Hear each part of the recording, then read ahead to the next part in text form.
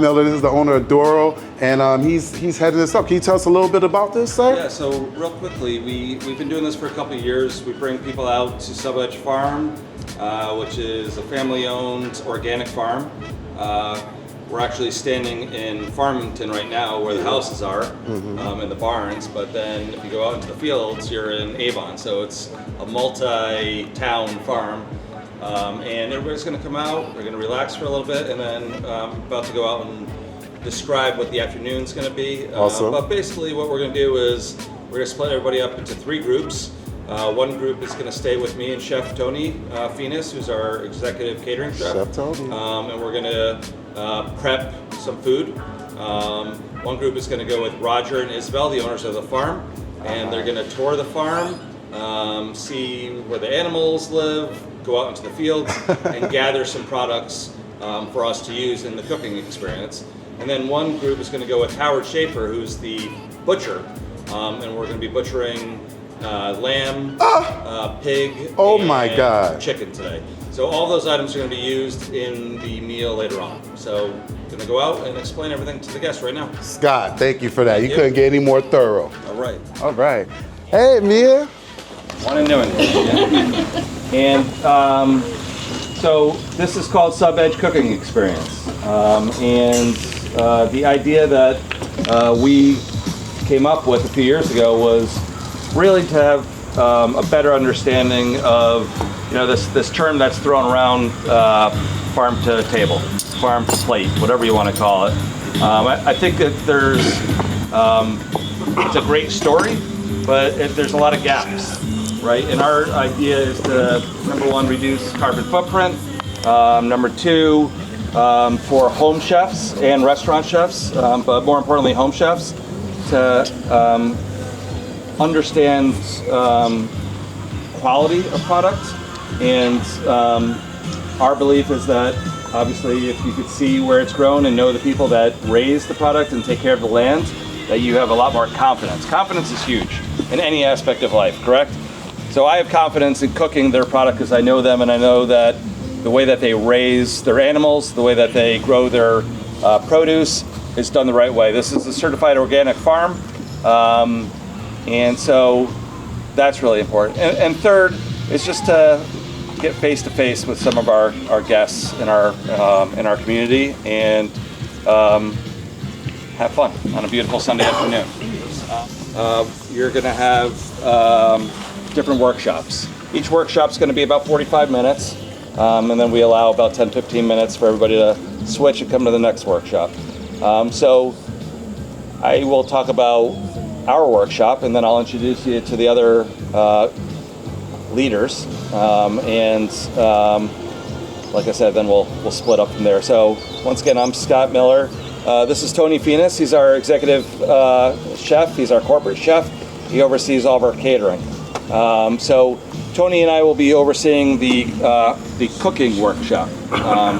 As it's titled, Sub Edge Cooking Experience, obviously there has to be some cooking involved. These will be everything that you guys have gathered. So you'll have a complete understanding, hopefully at that point, of how, why, what is on the table, and we'll relax, have a nice Sunday supper, and that's what we're going to be doing.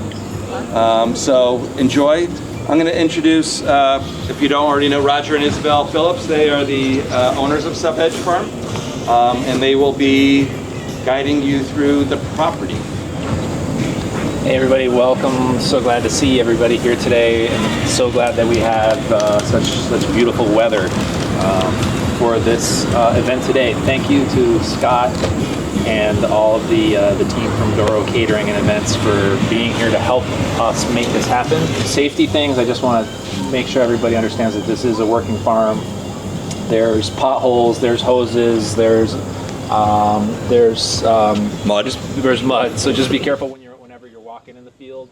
Most of the fences on the farm are also electric, so don't go grab a fence, or if you want to see the cow, just stay back from the fences. They will shock you. Anyway, just about Sub Edge Farm, we're a family farm. Isabel and I are co-farmers, and we farm with our children. Remy, who's 24, he's our livestock manager, and we have a crew of about 10 people in the summertime, part-time, who are our farm workers who do a lot of the heavy lifting and the harvesting and the hoeing. Primarily organic vegetables is what we raise, but we also raise pasture-raised beef and poultry, Thanksgiving turkeys, and we're going to get a chance to maybe walk by the poultry field. Hopefully the cows will come out from behind the trees and we'll get to see them, and we'll talk a little bit about how we rotate our animals with our vegetable fields to create healthy soil, because soil is what our farm is all about. Yeah, what's next? Howard Schaefer is the farm butcher, and he's going to lead you through the third workshop, which is butchery. Yeah, hi, my name's Howard. We have 3 workshops for the 3 courses: pork belly, lamb sausage, and chicken. So each workshop will do something different. And I came to SubEdge 3 years ago. They were a customer of mine when I had a small sausage company, and I was buying pigs from farmers, turning them into sausage and wholesaling to farm stands. And one day Roger said, "Would you want to work here?" And so the answer was yes. So I moved my sausage equipment into that little kitchen. The door next to the bicycle is where we're going to be meeting. I am also went to a culinary program and started looking into good ingredients, which Scott referenced, and came to the realization that the best ingredients are organic. And for the last 12 years, I've been on the board of the Connecticut Northeast Organic Farming Association, CTNOFA.org. They have a great farming food guide that I highly encourage you to check out. SubEdge is a big part of NOFA, has hosted many NOFA workshops. I'm also on the board of the Good Meat Project, and a lot of people I know several people I know avoid meat because they know how poorly it can be raised. And there is a choice between good meat and being a vegetarian, and that is supporting local agriculture where the meat is raised and is good meat. And I'm particularly proud of the fact that the Good Meat Project just got a $50,000 grant from the ASPCA to promote good meat as opposed to factory farmed meat. And so there's a lot of options for you besides industrial meat or being a vegetarian, and this is one of them, and I'm very passionate about it, and I look forward to showing you what it's like to break down some animals. All right, y'all. I am going back to the car to wipe my head. I am burning up out here. Thank you, Raj. She did give me a hanky.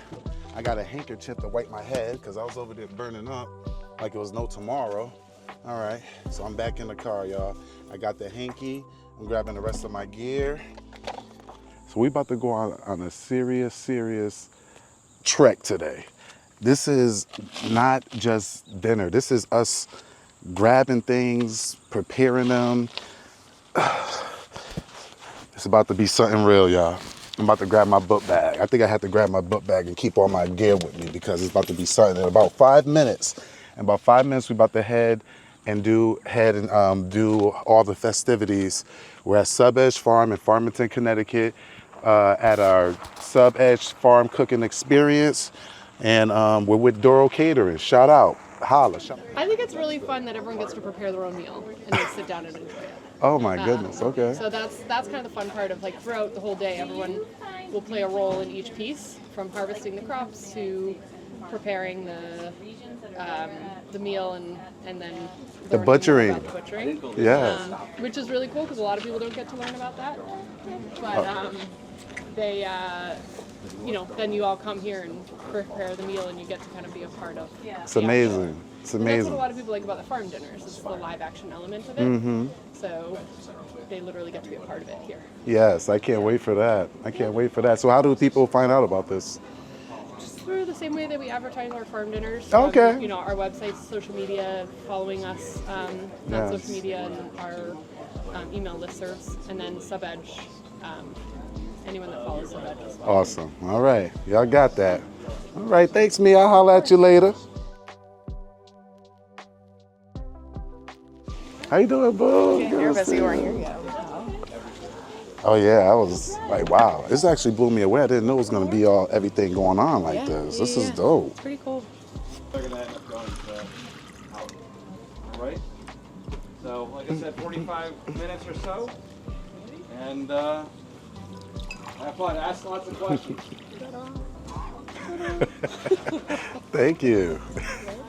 All right. So is this your first time here? Oh, okay, On cool. this kind of event, On this kind of event? around the corner.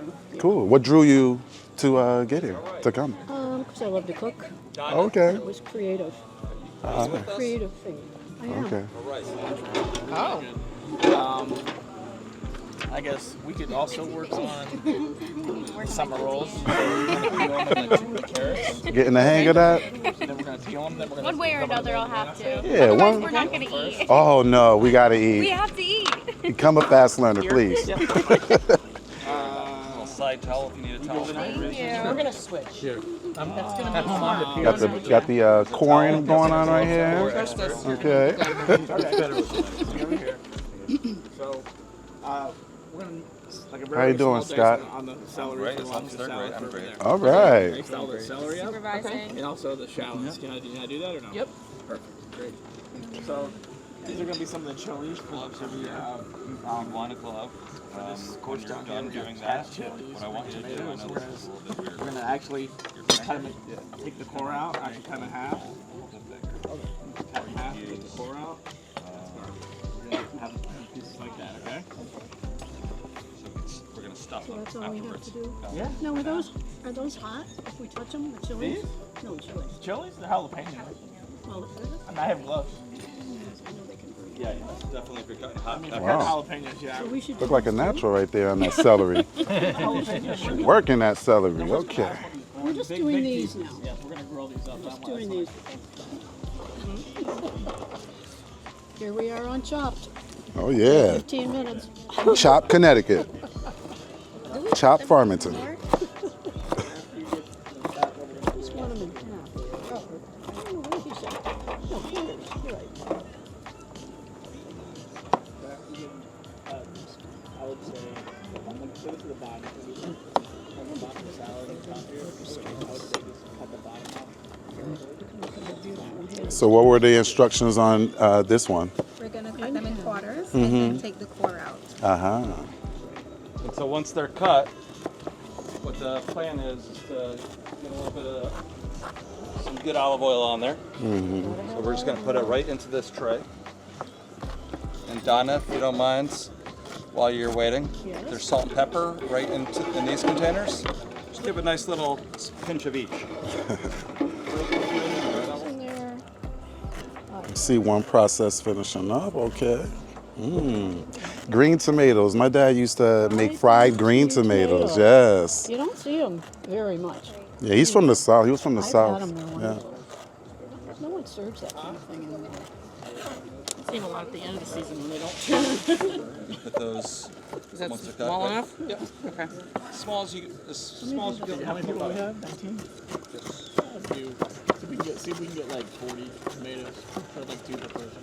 Do you want this whole bag cut? No. I mean, The most important thing on chili peppers Get the is seeds out. exactly. So if we want it to be super spicy, we're gonna leave all the seeds in. If we want it to be a little bit more on the mild side, We'll do mild, huh? yeah. So yep, cut straight down, and then stand right over here. Use your thumb. Exactly, and push everything into the thumb in garbage. there. Yep. Exactly. Perfect. And you can leave them just in halves into that same tray. Not one seed will be left. We know what they can do. All right, let me look. There you go. There we go. It's that good quality control on that. I'm 100%er. Awesome. These are good. So, chef, how do you incorporate this food into your dishes? Like, how do you get your ideas? It's really the ingredient drives it. So we get a list of ingredients from the farm. They tell us what's in season that day, that week. Chef Tony and I look at that list and we start to formulate, what's going to work well with what. So we talked to Howard first, the butcher, Yes. about what he had available. So he said, I have lamb, I have pork, and I have chicken for protein. And so I think I just have a way of thinking about things in the way that I like to eat. I think most people are that way. So the first thing he said was pork, and he said I have a big chunk of pork belly. So when I think of pork belly, I like it a few different ways. Obviously, I like bacon, but I love using I like bacon too. the richness.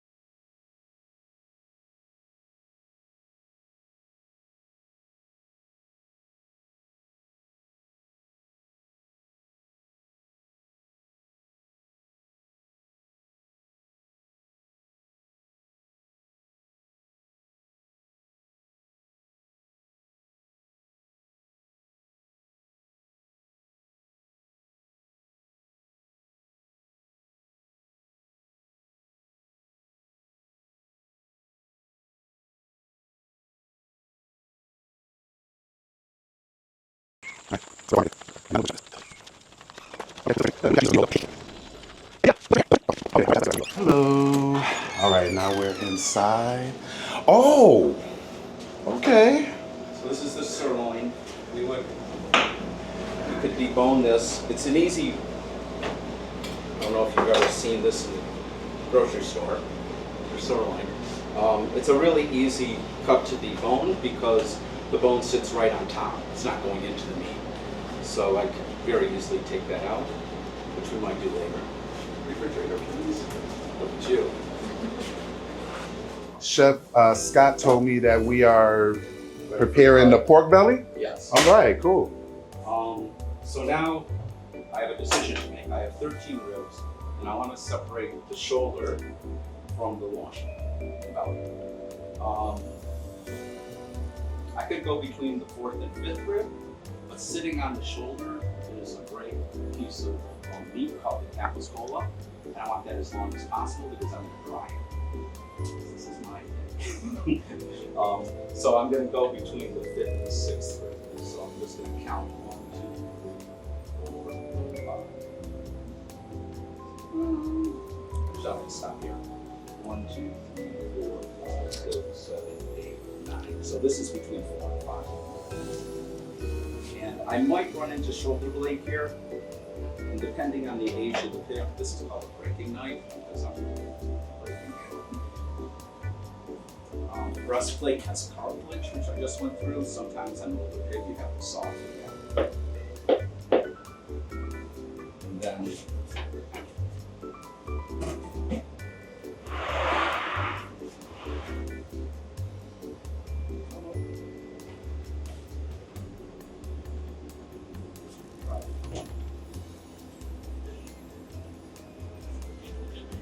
the skin is real tough.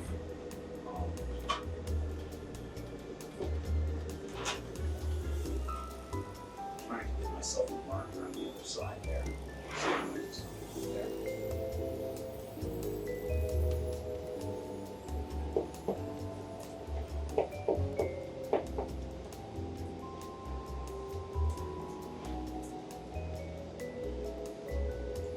I wouldn't be able to do this with a bigger pig. If you were gonna break down the ribs to like smoke them or something like that, would you do you take the whole thing and then saw it in half so you have the baby back and spare? Or then this is either or store a lot, right? Depends what I'm looking for. I'll show you these ribs. Okay. Ooh, crunchy. So this is the shoulder. This part is the Boston butt, and this part is the picnic. I take the hock and the trotter off. Why a picnic? It's not as big as the ham, and so you make a little ham for a picnic. Why a butt? There were wooden barrels called butts in Boston that they used to ship these in. So Boston butt is named after the container that they used to salt and put the shoulder in. So I would cut this tangential to this spinal neck bone spine curve right here. Cut it in half. And this half is the butt and this half is the picnic. But for now, since priority is the belly, throw this in. You got it? It's about 25 pounds. You can put it on the right side of the atmosphere. Subject is so versatile. So this is the loin with the belly. If I took the spine and the ribs off entirely and left the belly attached to the loin meat, I could roll it, the ribs not there, and make what's called a porchetta. Oh, You yeah. have a boneless porchetta, loin meat with the belly on it. But I'm going to separate the loin from the belly. And when I do that, I have to decide where to cut, How big of a bone do I want on my pork chop, What looks like a good pork chop? I wouldn't want to cut it there. I think I'd probably want to cut it around there. So I do the same thing on the other side. This is the end of my sirloin. I probably want to go to there. It's what is the meat telling me? Where do I want? So now I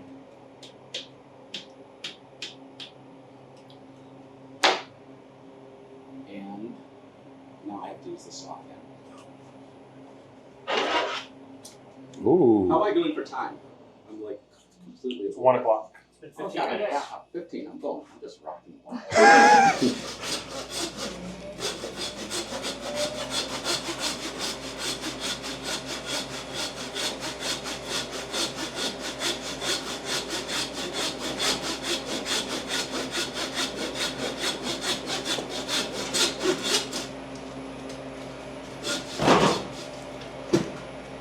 Could you lean against this table, just against this freezer here? All right, audience participation. Chef, what's your favorite cut of meat? The cheek. The cheek. Like the jowl, right? No, the cheek.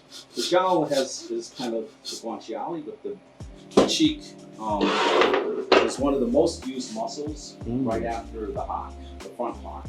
They're leaning down all the time to eat, and then they're moving around and eating. So this is a whole pork loin.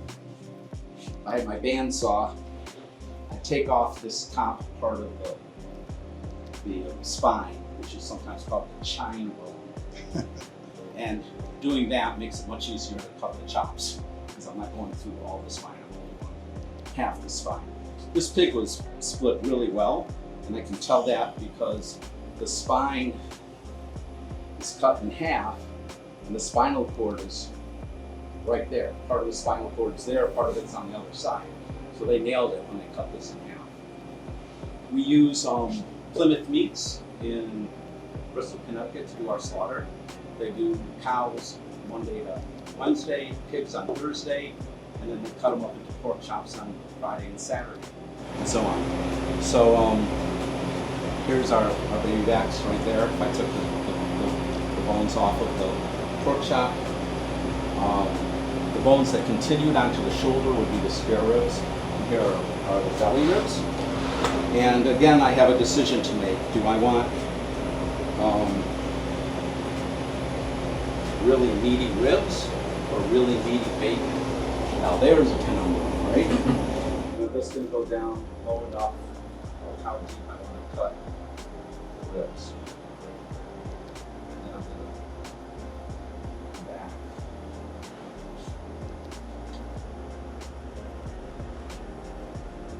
Now on my little chart there for butchering, I have a porcine.unl.edu, that's the University of Nebraska at Lincoln, and they have videos, instructional videos on how to cut every pig in 1,000 different ways. You can just watch the video.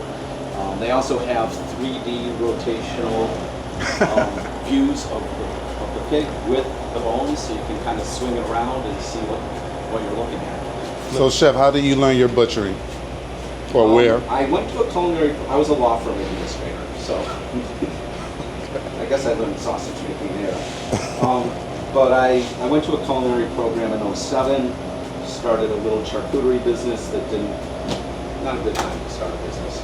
So I went back to law firms for 10 years, and then started a little USDA sausage business. But how did I know? I went to a lot of workshops like this. I trailed butchers. So they want about 7 pounds. This is about 11, I'm guessing. 11.8. And they don't want the skin on it. So. Oh, on the pork belly, huh? They don't want the skin on the pork belly. I took the flat. Now, I made some crispy pork belly before, and they have you score the skin. Oh, that's so you nice. get that. Ooh. I think they're gonna. If they don't want the skin, give it to me. Okay. So we make this a little shorter. Square it off, make it look pretty. So I would smoke this. So I would cure this for 7 days in salt and sugar. It gets a little stiff, the water will come out. I'll dry it in my refrigerator overnight so it gets a little tacky. Put it in the smoker for about 3.5 hours at 225 to the internal temperature is 160. Then I will rip off the skin very easily. When it's cooked, you can just take the corner with a paring knife and just rip it off while it's hot. Then I put it in the refrigerator to firm up, so it's easy to slice. And then I'll slice this. Looks like bacon, right? So that'll be our bacon. He wants skinless belly, and the easiest way for me to skin it is to cut it in strips and skin it like you would a fish. Okay. So whether you have a salmon or a piece of belly on the table, you want to have the knife horizontal to the skin. And the only way that's going to happen is if your knife and your hand are not on the table. Because if my knife is on the table, I'm at an angle. If my hand's in the way, the handle of the knife is in the way. If I'm off the table, now I'm flat.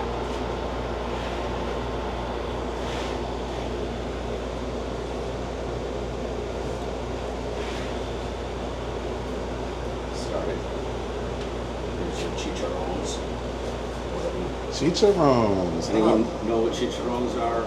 Yeah, like a Pork fried skin? pork. Yes. You put some guacamole on that bad boy. That's the chicharron guacamole hack.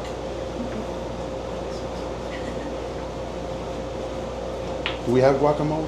Oh. So, oops. It's not good So the way you make chicharron is you would boil this for about 4 hours and scrape off the skin, and then dehydrate it.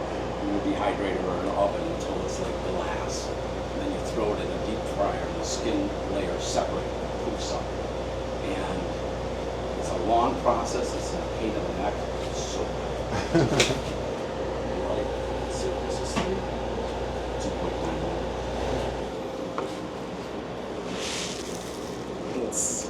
They were not lambs, they were sheep. They were 7 years old. Well, actually, one was called a Worthy, which was a castrated male. And just you can walk up and down and just sort of pick tomatoes. Anything with color is good to pick. Sun golds sometimes are split. They're still good. You know, you can eat them as you go if you want. These are not big like These are ripe when they're like this. All right. Oh, they go. What color are you looking for? This is, yeah, orange. Odd how it All right, I see for the shirt. Okay, all right. That must be your favorite color. All right. Excuse me, boo. All right. All right, I see the trail, all these tomatoes. Actually, my first time walking down a tomato trail.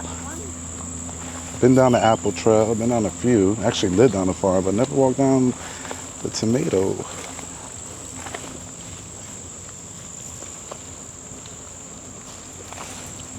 Finding some nice ones? I think so. Maybe. We'll find out Oh later. yeah, I like that. How I like good the the meal is.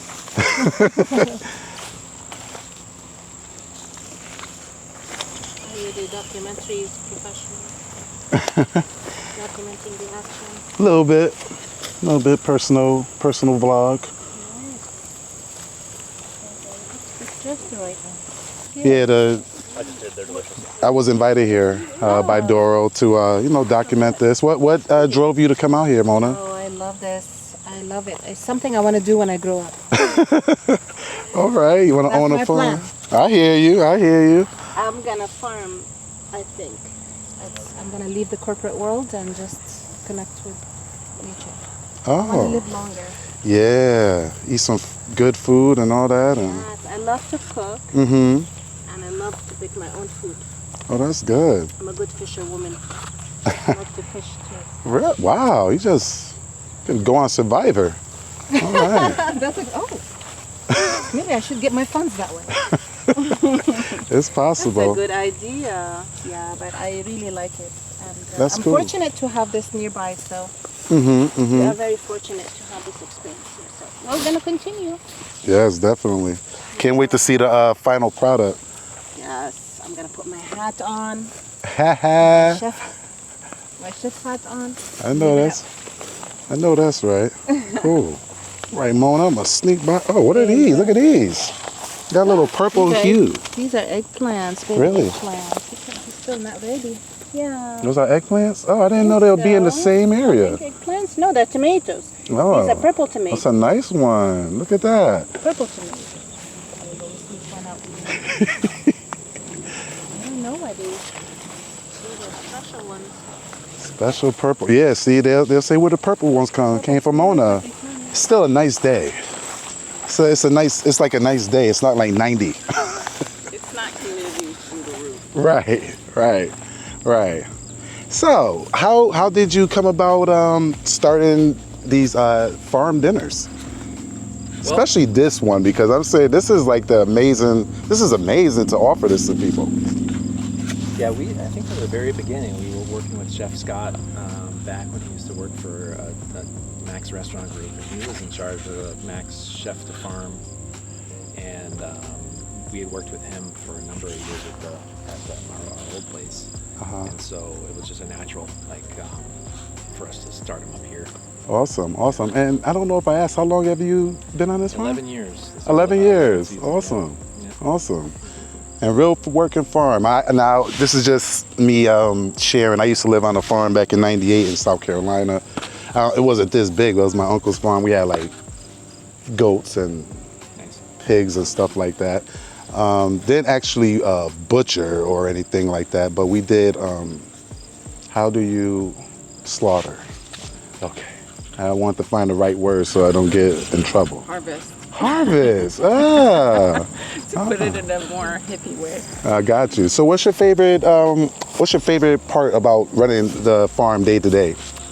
I think the pretty obvious one is working outside. You know, Okay. There's the independence of running your own business, which is nice, but working outside, being able to work with my family, for me, this is great. You know, Like it's like there's those moments where it's like I've got like, you know, haying or something like that, and like, you know, one of my sons is running the baler, and one of them is, you know, running the tractor and moving bales. So that's so nice. Awesome. What about you, Isabel? Well, I also like being outside, but I love the physicality of it. I love the walking, the bending, the lifting. Yes. I feel like it's like a natural exercise that has a point, you know? Right. You actually have many benefits to it. Working all the muscles. Yeah, exactly. Got pick, And lift. then get food. Right. But I also love like the energy of the land, as you know, as the sounds. Like I just feel so good, like I like that energy. being outside. Like you hear all the nature sounds, Yes. you see the magic. You know, Yes. it's kind of like a little miracle every day where you Oh. plant a seed, and then every day you're like, oh, it's out, you know, and you take care of it, and you plant it outside, and then it gives you food. Awesome. And it's just this, you witness the magic of nature every Awesome. day. And Awesome. it's very satisfying, I would say. A description like that, anybody want to come start working here? Yes. Okay. So looks like we're done harvesting. So what is up with the purple tomatoes? Yeah, well, there's a lot of interesting breeding going on right there in the plant world. These are from I think Cornell University has a breeder who's I think they're called the Starlight series, and they're all these little plum tomatoes that have a lot of different colors. They're tasty. They store really well, so we like to grow them. Yeah, the yellow and purple ones are fantastic. Yeah. Awesome. Yeah, it's You know, firsthand. yeah, that's interesting because they start. We gotta get you like a little like. I know. You know, I was gonna wear a hat, but my mother-in-law said don't wear a hat. I was like, why? Did you put sunscreen on your head? No. I just have a hanky that I just touch with. Just touch. I just touch it. That's all. Also, South Carolina had to, you know, prep you for the heat. Yeah, that was back in '98. 1 year, you know. So here are the collard greens. The big holes are made by the lovely grasshoppers. Oh, nice. So Grasshoppers. it's not dangerous to eat them. It's just air. More protein. Yeah, right. So what we do, maybe we'll go a little further, but this is how you harvest. You try to look for the nicer leaves, such as this one, let's say, and you just break them at the base. Oh. You crack them, and that's it. And then you can put it in your tote. Awesome. So maybe like everybody could pick a bouquet, I would say, would be sufficient. But they're here. There's a little bit more.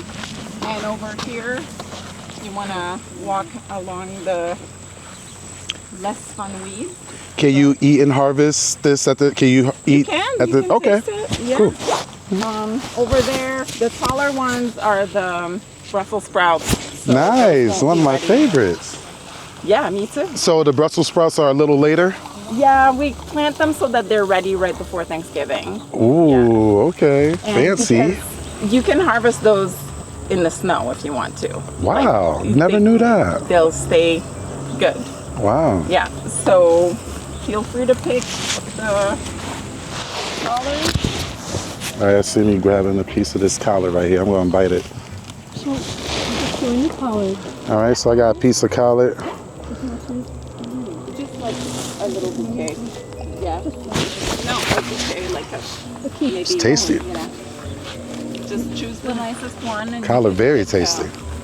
I would say maybe like 12 or something like Could that. literally eat one of those whole plants Yeah. Like boom, like right now, I could just eat a whole plant. They're good. Yes, they are. They're very good. A nice sweet taste to it. Yeah. Mm-hmm. You don't really have to like simmer them for that long all the time. I personally use them as wraps instead of lettuce or something. Oh my god. because they're sturdy and they taste good to me.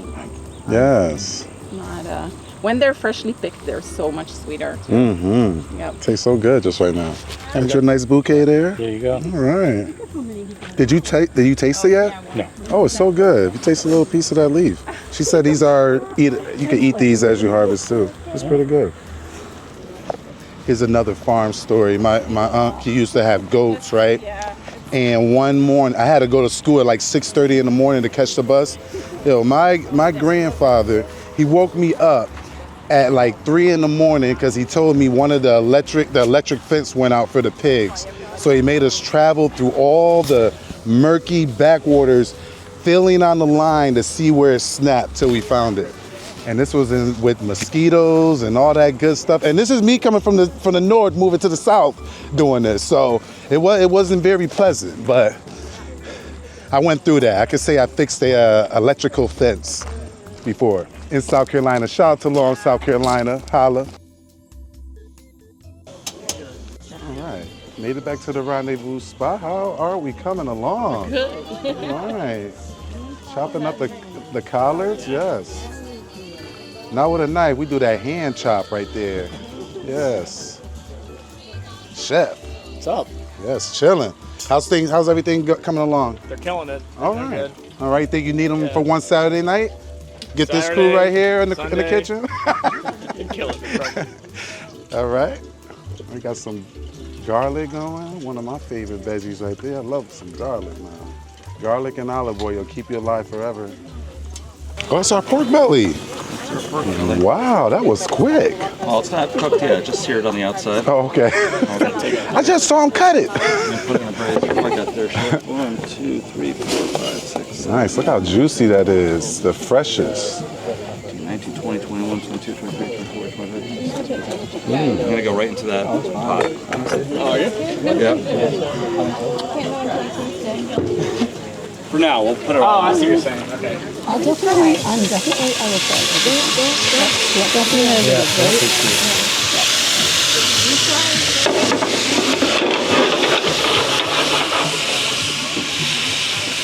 All right.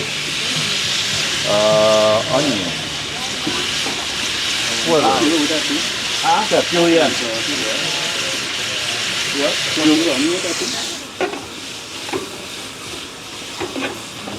So what's the plan here, Chef?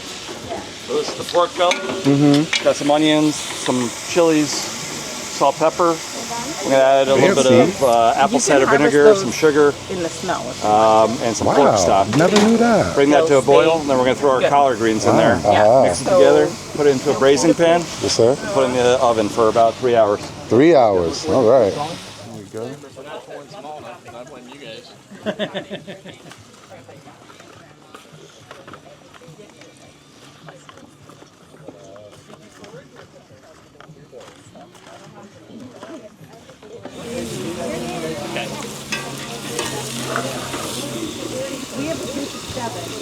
Okay. Oh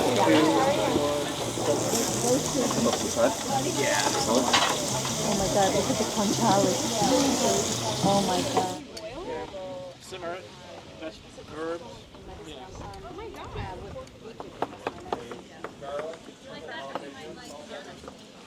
We're gonna throw vinegar in there. A little bit of sugar. We call it sweet and sour.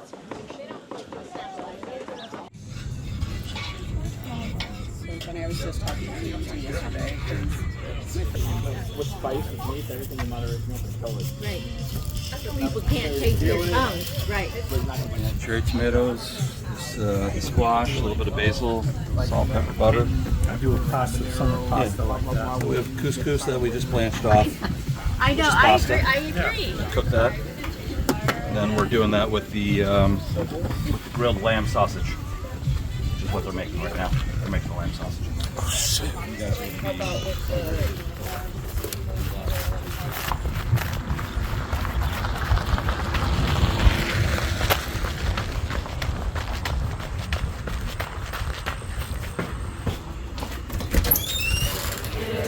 sausage making. Yes. 101, sausage making. Yeah. So he's right now he's stuffing the sausages in there. Oh. Okay. I think I only saw this like on Looney Tunes, like back in the day. I've never seen it in real life. You're back. Yes, sir.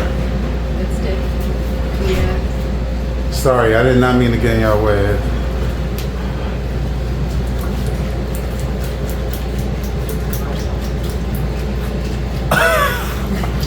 No comments about my stuffer.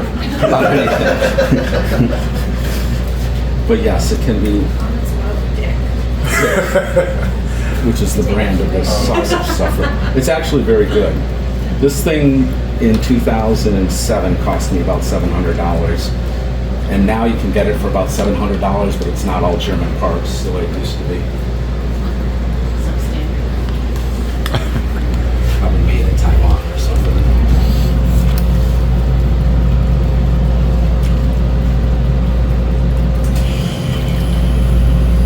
Now, what is the tube actually made out of?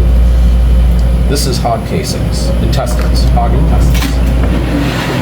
So I'm going to start this and then someone else can join in.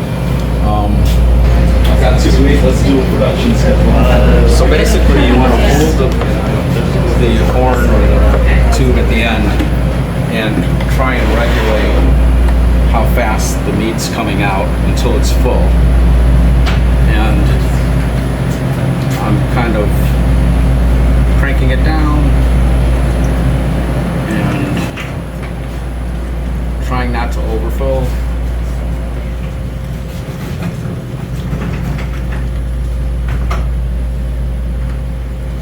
Wow. Now you have sausages. It's a big sausage. Someone wants to give it a shot? Yeah. You want the same person so you can control it. You want to back off if it's getting too tight. But yeah, just hold it there and see how it's not tight at all. It's loose. And you just keep your hand on the horn and let it pass through. Okay. So it'll pass. Let it. I'm not explaining it well. Don't grab it. Just let it run under your hand, but kind of create resistance if it's not filling. Got it. And it's not a horrible thing if it's underfilled because then we can just swish it together. You're gonna get it. Gotta be a patty, right? That's gonna be a little tight.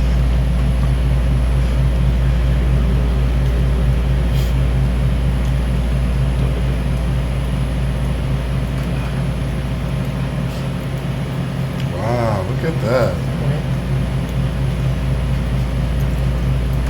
You take for granted the love that's put into making your breakfast. Oh yeah. Anybody else want a drink? Sorry. Yeah, just to link it. So when you link, you want to link in opposite directions because when you lift it up, you don't want your sausages going like this. So if you lift it, and some of them are linked in this way and some are linked that way, they kind of work against each other and you have this bigger sausage. So you kind of pinch, and I'm going to turn 2 this way, and then pinch and turn 2 this way, or 3. Opposite numbers, actually.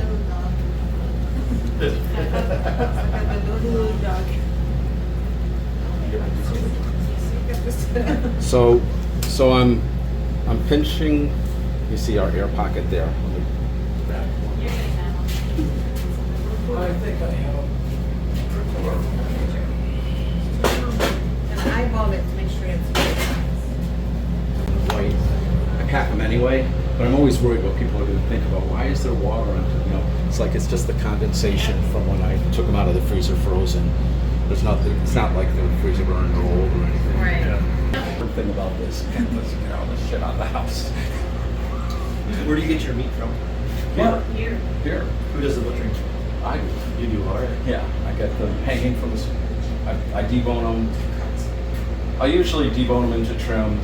Get the fresh stuff packaged immediately. The pork chops, whatever, and then I will probably freeze whole the shoulders or the hams until I have the time and energy to get to the rest of it. And then I'll defrost a bunch of primals, debone them, make sausage. It takes me 3 days, like 3 half days. Like today I'm deboning and making trim. Tomorrow I'm grinding and mixing in the same kitchen. But Yeah. but I realized I don't have to go in opposite directions because we're going to cut these legs. Yeah, well, quality control. I said. We're going to this table.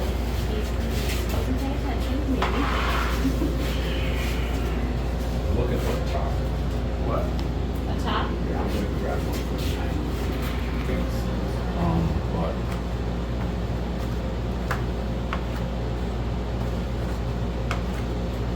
Still kind of amazing it doesn't come apart. You know what I mean? Like, you're just twisting it. It's not like... yeah. No, they're pretty resilient. Really resilient, actually. The sheep casings come apart quite easily, especially when you're twisting them. It has a lot less forgiveness, and it's a much harder to crank it. I'll show you with the horn that I use. All right, so we just got a taste of how to make sausage. That was my first time actually seeing that process. It was thorough. That was lamb. It had all types of seasonings and stuff like that. And also, it was just cool just to put it inside that pig. Look at me. Just to put it inside that pig casing. You know what I'm saying? The pig, the stomach casing of the pig. So they finished that up, and we're gonna head back over. Check on the other camera because I am using my backup camera because the other one. It's a 7 hour. This is from 12 to 7, August 11, 12 to 7, Sub Edge Farm cooking experience.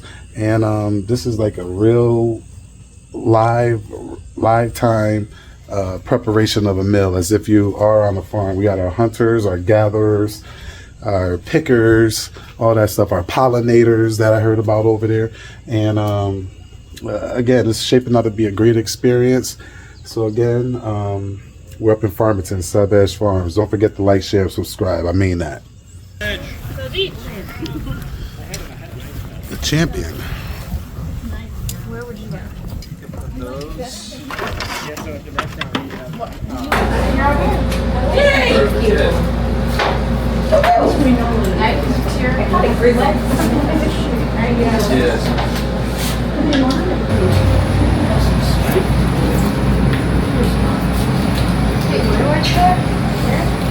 Let me just pull mine off and then I'll come to yours.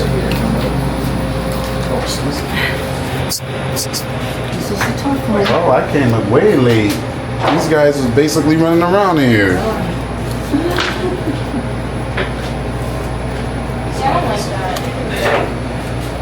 Okay.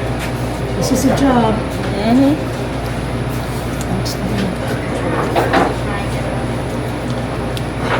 Oh yeah, you gotta be aggressive with that bad boy.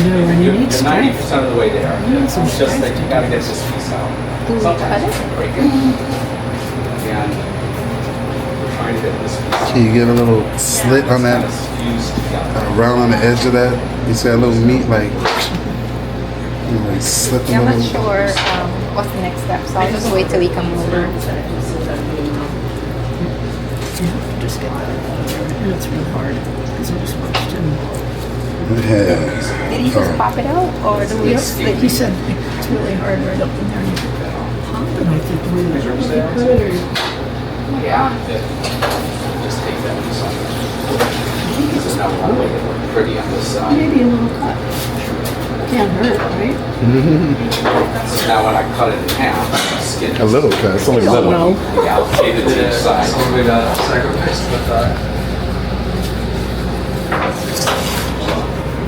So now cut, see this fat line? Yeah. Cut this on the line, on this side of the line, and just cut right through it to separate those. Okay, cool. No, no, I'm on your way. No, I'm in your way. Excuse me. Sorry, I didn't know you were No, having- excuse me. No, you're okay. Don't worry. Okay, so you said right here. Yeah, no, like so. Maybe the other. Yeah, I'll show you. Oh, you got it. See here. Okay, little big ones. Just go right through the joint. No, no. I'll pull it. Actually, put it right there. Just can't. I don't be afraid of ripping it. Oh my god. There we go. Nice. I got it. Alright, you do the next one. Okay. HBC.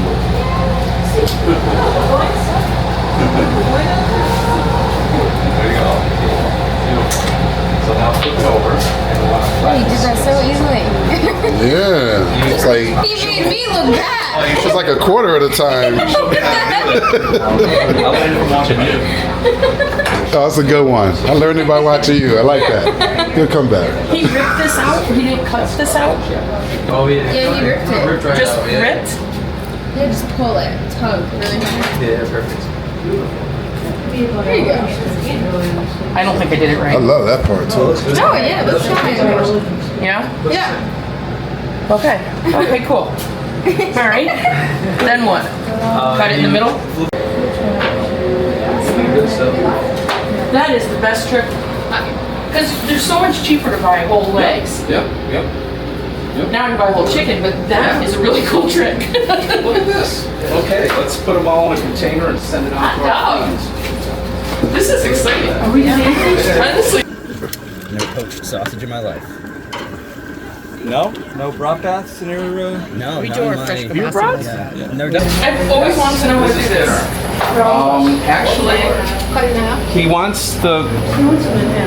Yeah. Oh, he wants the breast in half? Yeah, and let's cut closer to the fat end so that then Doing all these scraps.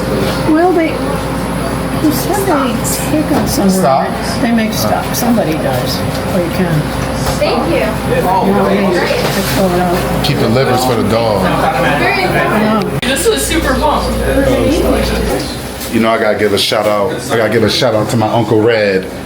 My Uncle Red. When I went down there in South Carolina last year, 2 years ago probably, Uncle Red showed me how to slaughter a chicken. Now the way he showed me, I love Uncle. I don't know if I can share that. I don't think I can share that online because if you see how he took that thing out and he showed us, y'all probably report me. Anyway, that was the last meat preparation. So now we're gonna bring the chicken over to the main cooking area, and they'll continue the meal. Holla. The harvester is coming back. They got some tomatoes, some more tomatoes. Are you more like Applebee's or Ames? You do it all the time. You have a what do they call it? Slow cooker? No. Oh, we do? Yeah. Oh, you're like the Instant Pot. Yeah. Instant Pot. Throw 2 onions, can of sauerkraut, chopped bacon, and a pack of bratwurst in there and let it go for like 6 hours. And then buns. Damn. That's all you need. It's delicious. Call it a brat bath.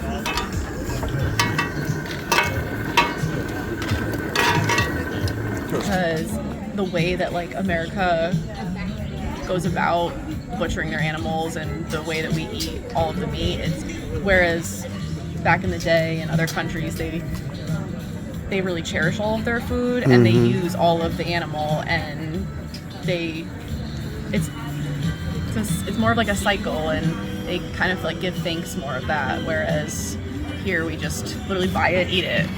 You like the fact that there's just like a some type of love or feeling to preparing it. No, exactly. And you know where it's coming from. You're the one that is literally making your food from scratch, like the definition of making it from scratch. Right. How y'all doing? What brought y'all to today's cooking experience? My mom actually. She signed us all up. Our Oh, whole okay. family. Oh, awesome. Everybody here? Yes, my brother and my parents are over there cooking. Awesome. All right. So, are you enjoying yourself? What part do you like so far? What was your favorite part? I really like the harvest. The fresh tomatoes were fantastic. Awesome. All different colors. I saw some purple and all that good stuff. Cool. What about you? Same thing. I like the harvest. I like preparing too. Chopping up the vegetables and just starting to prepare some sides. Oh yeah, definitely. Yeah, All Chef right. Tony's the best. Yeah. Chef Tony, yeah. I work with Chef Tony sometimes. He is. He's real funny. Yeah, cool. And what about you, Miss? What brought you? I think if I was in your business, I heard you talking about cabbage or something. New experience. I just wanted to see what this was about, the whole farm to table and cooking experience. I love to eat, so what better way than learning how to cook as well. For sure.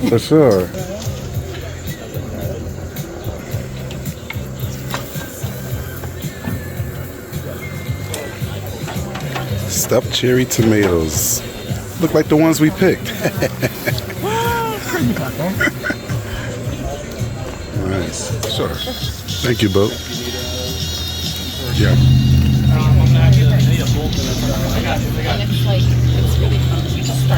Okay, I'm about to try the stuffed cherry tomato with lobster and chili aioli. Wow, that's different. Let's take a look at it. Well, I think that's the biggest. They've had the early Model S's, and they've got 500,000 miles on the battery, so like 80%. The Chinese ones are going to be. Yeah, I have a Prius, man. I love those things. They last forever. Yeah. That stuffed tomato was so good. You could taste the celery, the lobster, little lobster bits chopped up. However they put the aioli together was just, and it's still crunchy in my mouth. So that's one of the good starters right there, the stuffed tomato with the lobster aioli. Holla. What we got here, Jordan? Fried cauliflower. Fried cauliflower with yuzu koshi and lemon zest. Sir. All right, thank you, sir. You're welcome. Look at that. Thank you. No, it's actually. Let's walk with that. We saw that cauliflower up in the store. Let's get a bite. That was so crunchy. You can taste the salt. Usually cauliflower is like a regular pale taste. But this, you could taste the salt, probably a little pepper. And this crunch is just making it just fun. This is definitely one of my favorites right here. This cauliflower, definitely. Yeah, why not? He's a good salesman. Yeah, those are really good. That's all I need. Thank you, sir. Grilled baguette, yes, with wilted spigarello, garlic, and white bean hummus.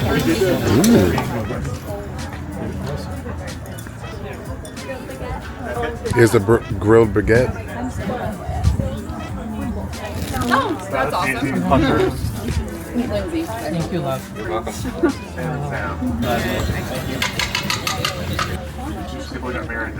Very mild taste. Very mild. Crunchy. You can taste the char a little bit on the bread. It's good. The scallions. The chefs really did their thing. More with the prep. I think the prep is really the key to everything. Just so you know too, all these snacks, they're thick and filling. They're thick. Yes, this is the thing that I did not try yet. Thank you very much. Is the hamachi summer roll. I saw these being prepared. Oh, look at that. Oh God. Here we go with the nice dip. Thank you. The lemongrass dipping sauce. Let's get a try. Lemongrass dipping sauce. Holla. And here's our summer roll. We're doing that right now. It continues to rise. Definitely a different assortment of taste.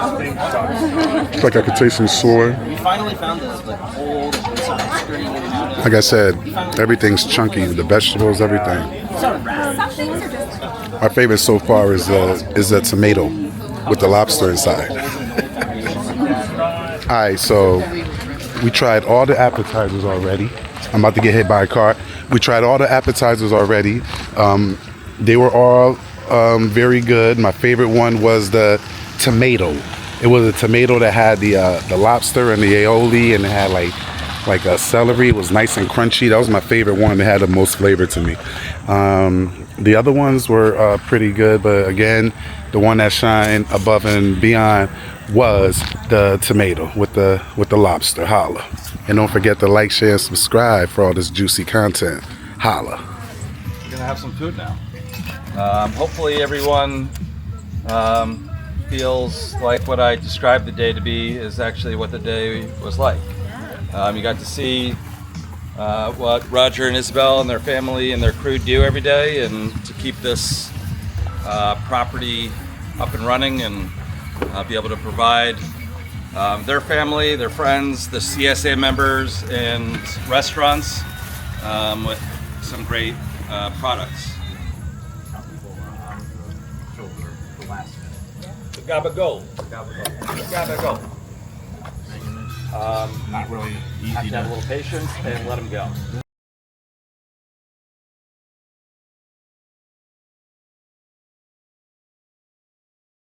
There should be just the right amount of pork for everybody. I think I had like 24.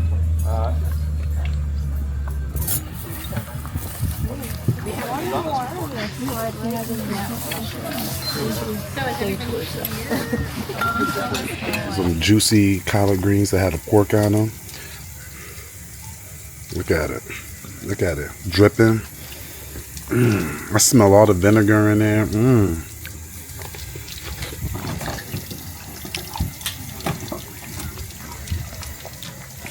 No cap, these are the best collard greens I ever had in my life. No cap. I don't even know what we put in here. Oh.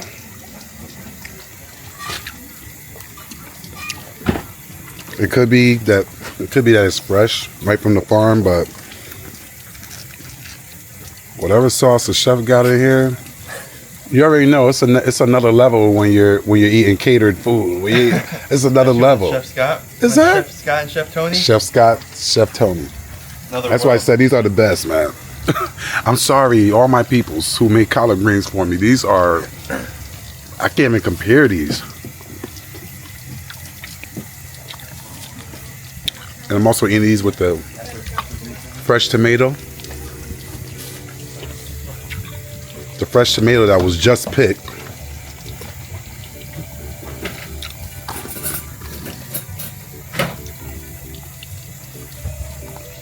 A little bit of pork snuck in there. Oh my God, you cannot tell me these aren't the best, yo. Oh, I can't wait till we try the next thing. All right, so here's a juicy piece right here. Let me give you a shot of that. Look how juicy that is. It's dripping.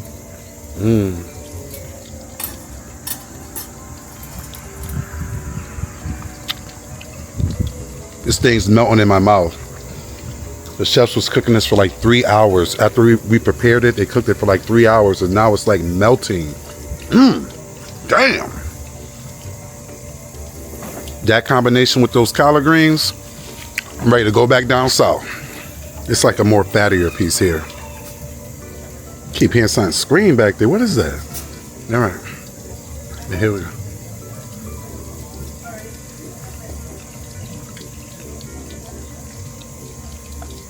We took beer, we brought it to a boil, and we put the sausage in there for just about 3 or 4 minutes so that it gains some texture before I put it on the grill. I was worried that if I put it right on a hot grill that it would pop. So we gave it a little bit of texture.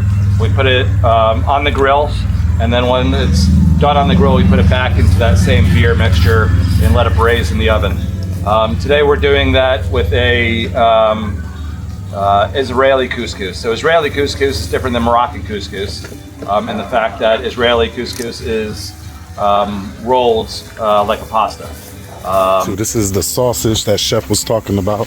It's lamb with some Israeli couscous. It has the lamb sausage, which I was watching get prepared, the Israeli couscous. This is called sprout up cauliflower. Got my finger in there. This is called sprout up cauliflower, which I learned from Vic earlier. And let's get a shot. We'll try this cauliflower first. That's a nice little color, huh? Nice little look right there.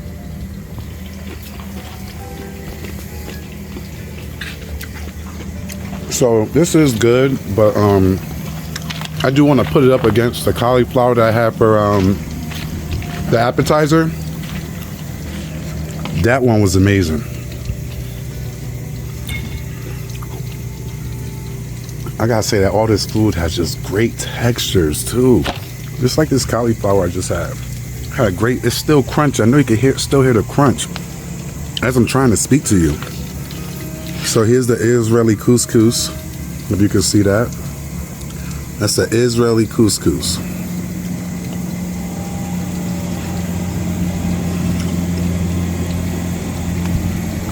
I'm on the wrong side of 40, my people. And not only does this food taste good, I know it's like mega healthy and shit. Damn, so good. And he put a chimichurri sauce in there. Got the green chimichurri that I was talking to Chef about. Let me take a look. Let me take a bite of that green chimichurri.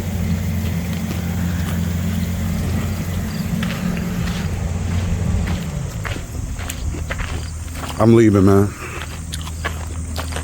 I'm leaving.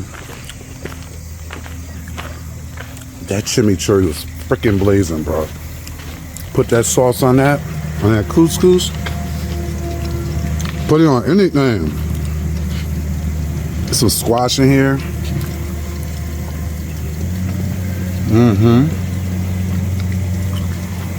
Like Jordan said, the chefs did their thing. It ain't, let me tell you something. It's the best food that you can eat, man. It's the best. You care. When you can eat it, drop it down, it's still healthy. This is sausage right here. It's a lamb sausage. You saw us preparing that earlier. You got the chimichurri on top. Let's see, this is very fresh. It had inside the pig casing, real homemade sausage. Holla. The bee's trying to attack me now because they see my sausage.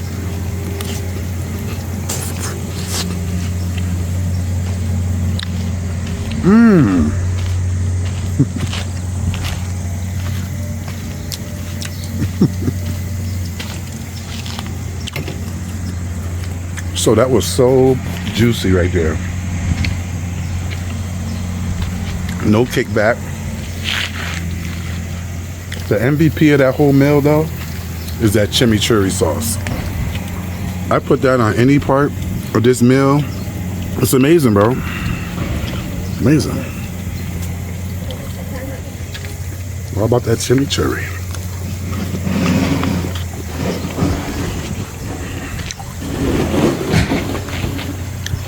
All right, y'all, so right now they're plating the last course. As you can see, I'm on my cell phone now because my regular camera died. I didn't know I was gonna be out here for almost 7 hours, but we're pushing through. I got like 13% here, and I really think that we're gonna make it. We're going on to the third course, which is the chicken with the gravy. I think that's some feta cheese, some tomatoes, a little bit of scallions on there. It looks pretty good, looks pretty promising, like everything else. And since we're here, don't forget to like, share, and subscribe for all this juicy content. Holla. So what's the sauce on that chicken? This is red chilies that have been pureed. So pasilla chili, Mexican chili. Yes. We just puree them, a little bit of salt, pepper, and oil. That's it. All right, nice and simple, to the point. Ooh, yeah. These don't look like any other.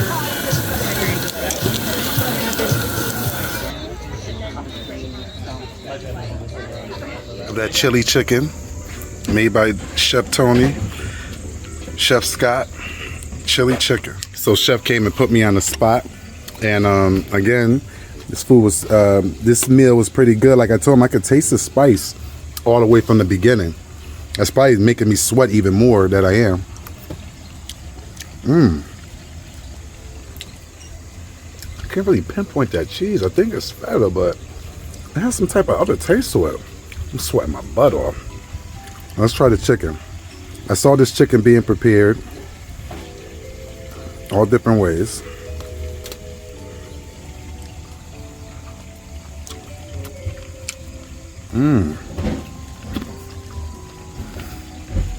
You know what's funny?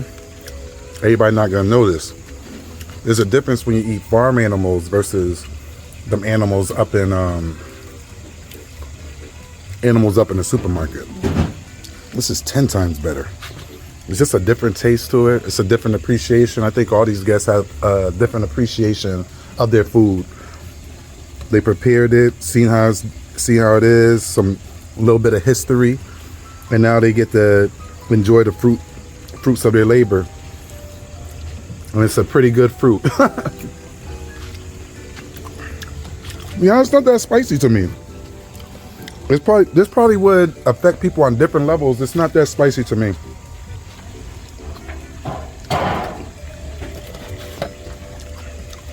but definitely has the flavor. All right, fam, that is the end of our amazing day, the Sub Edge Farm cooking experience. And what an experience it was. We got to learn some rich history about farming, learn some tips about farming. We also was able to carve up a chicken. We made sausage. We also saw different parts of the cuts of meat for the pig. We made pork belly. We made the sausage, like I said, and we made other products. Like I said, this was an excellent day. I do want to give a special thanks to Sub Edge Farm, special thanks to DORO Catering, Mia, Chef Tony, and especially Chef Scott Miller for allowing me to join in on this. This is very rare, a very rare experience, especially when you're doing it at a farm, preparing, cooking, and eating your own food. So I would definitely recommend you check out DORO Catering, check out Sub Edge Farms, so that you can see what they have to other events that they have to offer, because this is not the last one. So again, from Farmington, I'm your boy Jay. You have a great day, and that's what's good. Peace.